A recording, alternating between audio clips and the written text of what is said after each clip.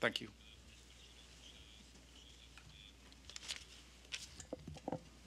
Good morning, and thank you very much for being invited to speak on this important issue. I also wish to use the opportunity to thank the United States government for its cooperation with my mandate. I want to speak only on the international framework, the normative framework in international law surrounding torture, reflected mostly in the UN Convention Against Torture.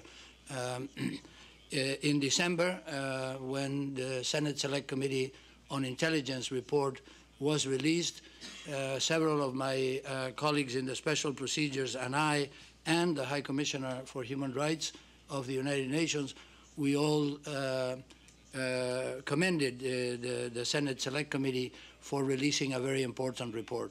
It goes a long way in fulfilling some of the state's obligations when torture happens. It fulfills, at least partially, the obligation to investigate and tell the truth about the program of torture. And I say it's partial because what we know is a summary of the full report and a redacted summary at that. So we continue to urge the United States government to release the full report, to make it available to the public, and as much as possible to limit the redactions in the report. As my colleague, the Special Rapporteur on Truth, Justice, Reparations, and Measures of Non-Repetition, Pablo de Grave, has said, the truth-telling is not only about establishing facts, which this report does very well, it's also about acknowledging responsibilities and acceptance of the responsibility towards the victims and towards the international community as well. That, I think, still needs to happen. In the second major obligation when torture happens is to justice, to accountability, meaning accountability in criminal prosecutions. And here, from the release of that report, we've been saying that the next step is for the United States to investigate and prosecute those, all those who may be responsible for the torture that happened. Criminal prosecutions have not happened yet, and we're not certain as to whether there are obstacles other than lack of political will to having those prosecutions take place.